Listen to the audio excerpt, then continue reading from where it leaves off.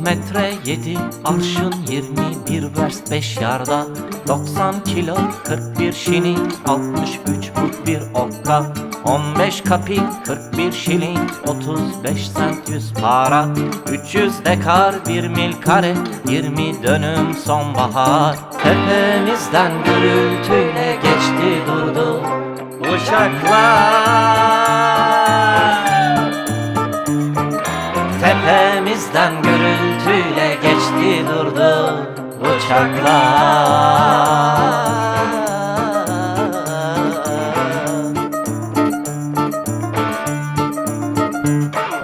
Seni bildim, bir altının bağışlama sesiydi. Amcan nerede, baban var mı, kimin hemşerisiydin? 7-9, 200, 300 ton gibi bir şeydin. Hatırla sen, ne güzeldi deniz, dağlar ve rüzgar. Tepemizden gürültüyle geçti durdu uçaklar.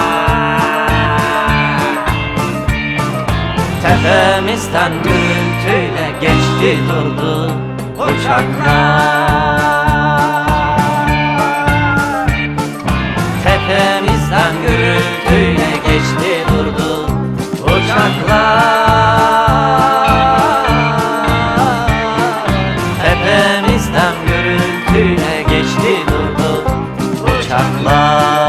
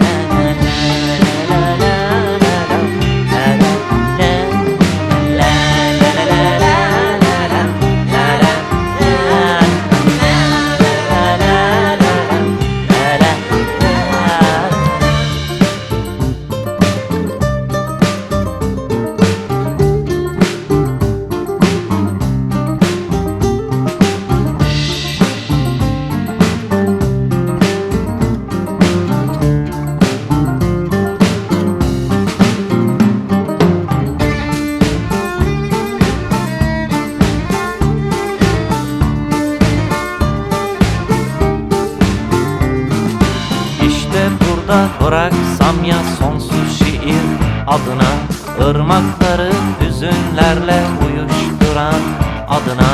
Ama nerede o bilgelik, bin ton gibi bir şeydin. Alfa gibi, elif gibi, mega gibi bir şeydin. Ölüm gibi, zulüm gibi, açlık gibi olanlar. Ölüm gibi, zulüm gibi, açlık gibi olanlar. Tepemizden gürültüyle geçti durdu uçaklar. Tepemizden gürültüyle geçti durdu uçaklar.